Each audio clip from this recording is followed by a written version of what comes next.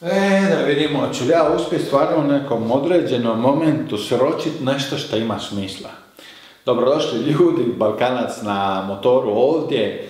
Vi koji me pratite, znate ko sam, za vas koji ste tu prvi put, dobrodošli na kanal. Već više od 20 godina živim na području Španjolske, tako da je moj jezik poprilično loš. Svi zvukovi kao što su s, š, dž, ž, č i tako dalje i tako bliže su iznimno teški za mene da ih izgovorim, jer jednostavno nisam u prilici da vokaliziram takve riječi, tako da ćete morati imati strpljenja sa mnom dok se ne obnovi moj jezik. Kao što sam vam obećao u zadnjem videu, danas ćemo ponovno pričati, i nadam se zadnji put da radimo video o Maroku. Znači danas ćemo pričati o tom putovanju u Maroko, o mom osobnom iskustvu sa ljudima i sa okolinom, i jedan dio videa ćemo posvetiti motoru koji me je tamo odveo. Nije lako,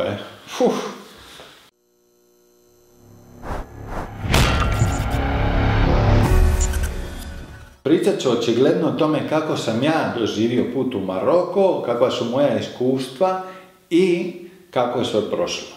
Moram vam reći da je bilo vruće. Nije bilo vruće ono kao sad sjedneš malo u hlad, skineš malo vrućinu, neš se malo znoju i tako dalje. Nego je stvarno bilo vruće. 46 stupnjeva. Ja to u životu nisam doživio, nisam zamišljao da je to tako, bio sam na 37, 38 stupnjeva, maksimalno 40. Malo sjedneš u hlad, popiješ pivo, pa sve ok. 46 stupnjeva. Svaki put kad udahneš zrak kroz nosnice i ti uđe u pluća, jednostavno stvara neki osjećaj panike, tjeskobe u plućima.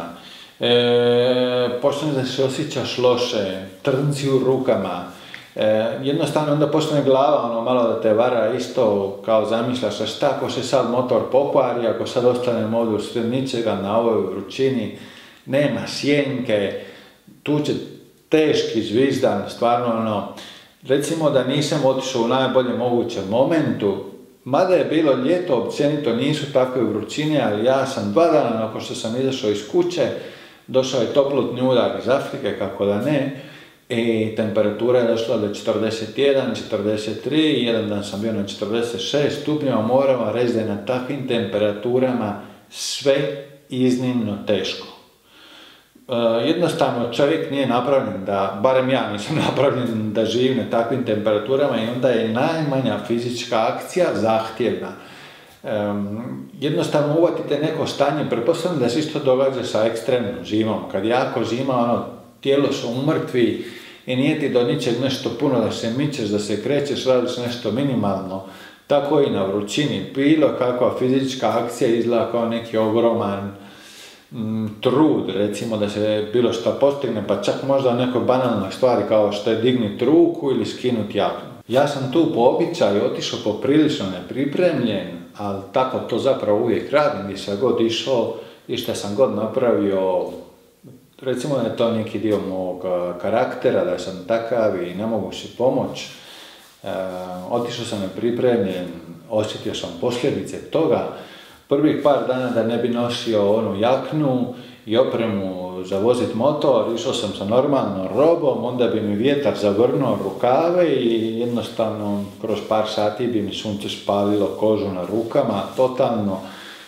Prvi dana sam vozio u kratkim gaćama, isto da mi bude svježije, isto tako od koljena pa naniže je sve bilo spaljeno. Kad sam odlučio da ću ponovo obući opremu, riješio sam jedan problem, a stvorio drugi, znači sunce mi nije spaljivalo kožu, ali jednostavno tjelesna temperatura je bila visoka, tako da sam morao piti puno više tekućine i stvarno je bilo zamornije voziti motor. To bi bio neki važni dio putovanja, ta vrućina, jer jednostavno pod cijelim tim pritiskom te vrućine jednostavno cijelo iskustvo vidiš kroz neku drugu prizmu, kroz neke druge oči. Moglo se to riješiti time da bi mogao putovati samo kroz jutarnje sate ili kasno popodne, ali opet ne bi ja bio da jednostavno kad počnem voziti, dok se ne završi dan ne bi stao, tako da sam u toku dana primio velike količine topline ili sunčevih zraka, Što nije ni dobro, nije ni loše, ali mislim da bi se to moglo izbjeći. Što se tiče ljudi i mog odnosa sa njima, kao što sam to prije rekao i kao što ste mogli vidjeti u videima, u većinu sam pokušao izbjeći bilo kakvu interakciju sa lokalnim stanovništvom. Prvo zbog barijere koju predstavlja jezik, jer ja ne znam pričati ni francuski, ni arapski, a ni bere, tako da općenito biti u društvu s nekim ko nije u stanju, s kim nisi u stanju pričati je iznimno teško. Očigledno one osnovne stvari, komunikaciju bazičnu oko vode, hrane, smještaja, to se možeš uvijek snaći čak i sa rukama, ali bez mogućnosti da pričaš nešto malo ozbiljnije s nekim, jednostavno bilo kakva interakcija gubi smisao. Ipak kad putuješ kroz neku drugu državu, morat ćeš imati tu interakciju. Moje osobno iskustvo je bilo odlično, ljudi su bili iznimno ljubazni, dobri su domaćini, uvijek su mu velikodušno primili. Moram priznati da je bila razlika u onome obalnom dijelu i srednjem dijelu Maroka, kulturalna i u svim pogledima, iako usporedim sa Visokim Atlasom gdje uglavnom žive ljudi koji su porijekla iz plemena bere, znači oni su bili nomadi, trgovci, pričaju različite jezike. Moram vam reći da je moje osobno iskustvo da je na Visokom Atlasu iznimno lijepo i da su ljudi gostoljubivi. Uvjeti života su van onih oaza koje oni imaju iznimno teške, ali u oazama stvarno nema čega nema. Može stvarno lijepo da se živi tamo i turizam je jako razvijen, tako da sva potrebna infrastruktura i sve pogodnosti koje može dati jedan grad možete naći u Visokom Atlasu u njihovim gradovima, oazama. Šta se hrane i smještaja tiče, tu stvarno ima veliki spektar mogućnosti, od one ulične hrane koja općenito nije u nekim dobrim higijenskim uslovima, uvjetima, koju ne bi preporučio, ali za znatiželjnike poput mene to je isto izvor informacije i zanimljivo je probati isto takav tip hrane, znači od te ulične hrane pa sve do neke sofisticirane hrane koje možete jesti u nekim evropskim restoranima.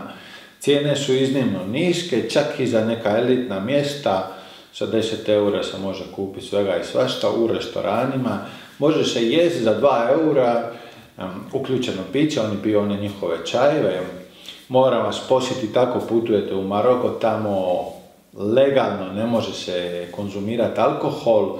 Znači kad uđeš u neki bar prvih dana je to stvarno šok, jednostavno refleksno pitaš neko pivo ako piješ pivo ili neki alkohol.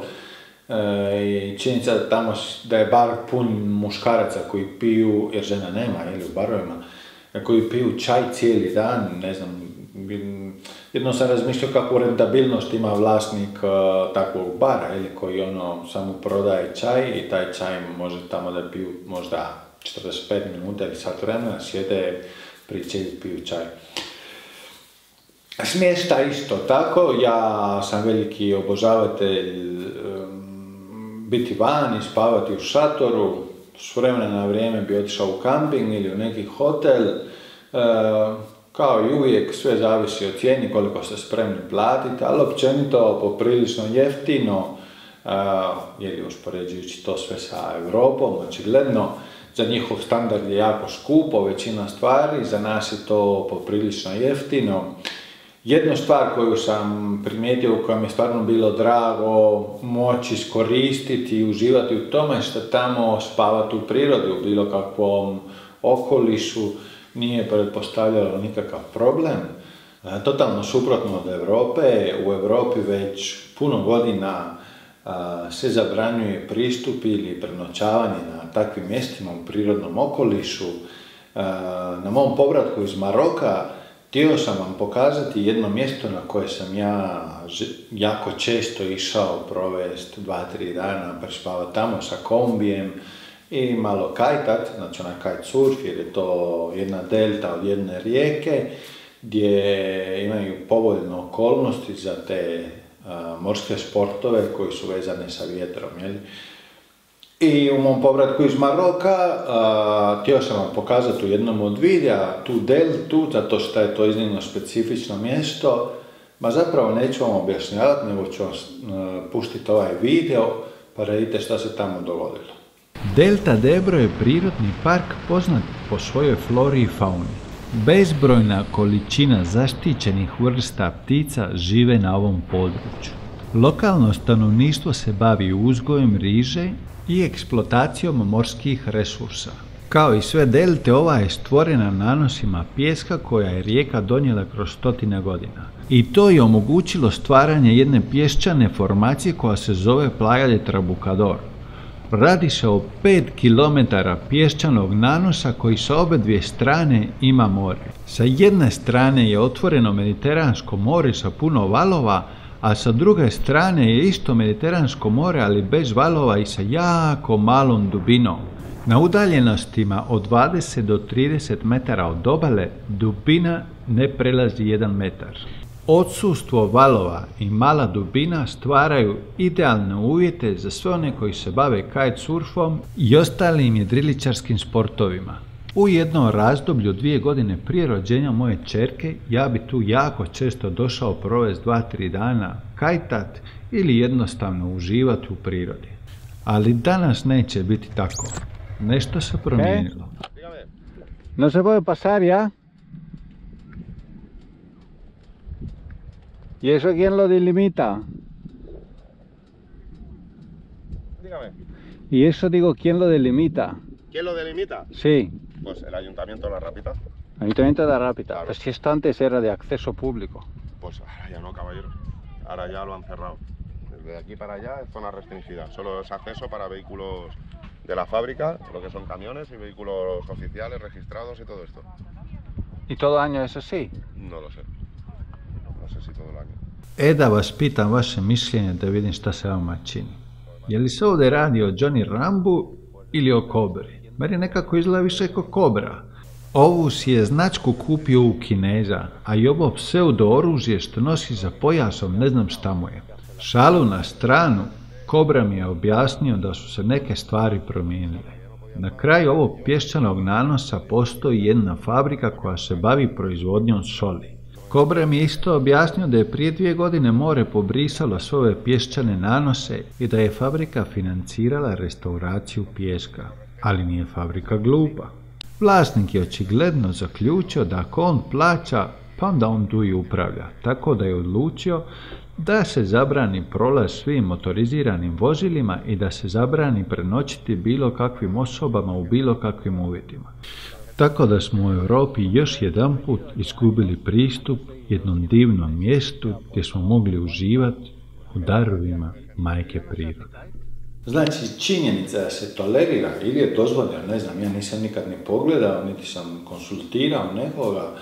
Činjenica da ja mogu doći negdje u sred neke šume, dignem šator, provesti tamo 2-3 dana u miru, u harmoniji sa prirodom, sa pticama, sa šumom, sa zvukovima prirode, jer to je za mene nešto super. Maroko ima puno različitih regija, različitih zona koje može da ponudi.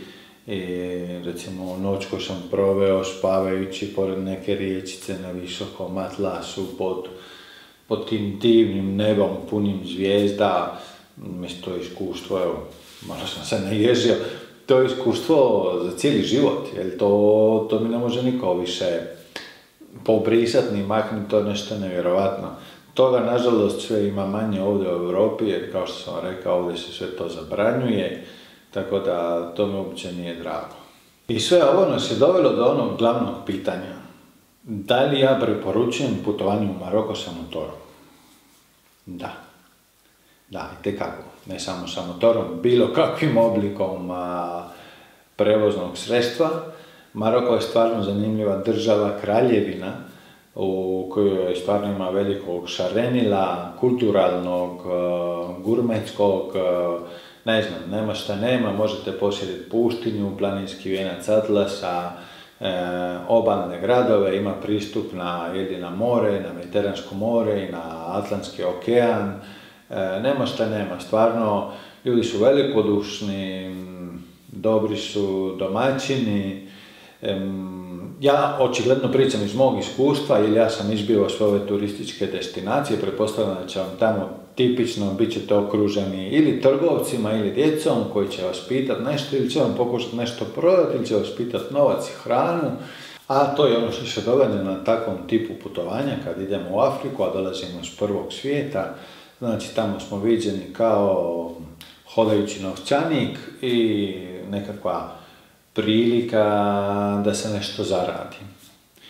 Tako da mislio sam napraviti u ovome videu isto jedan blog koji bi posvetio ovom motoru, ali mislim da ću napraviti jedan drugi video koji će pokriti to pitanje i s time ću završiti najvjerojatnije ovu seriju putovanja u Maroko, ovu seriju videa koji su pokrivali moje putovanje u Maroko, tako da ću se moći posvetiti stvaranju novog materijala i ne znam šta još da vam kažem. Do sljedeće i u sljedećoj epizodi pričamo o motoru.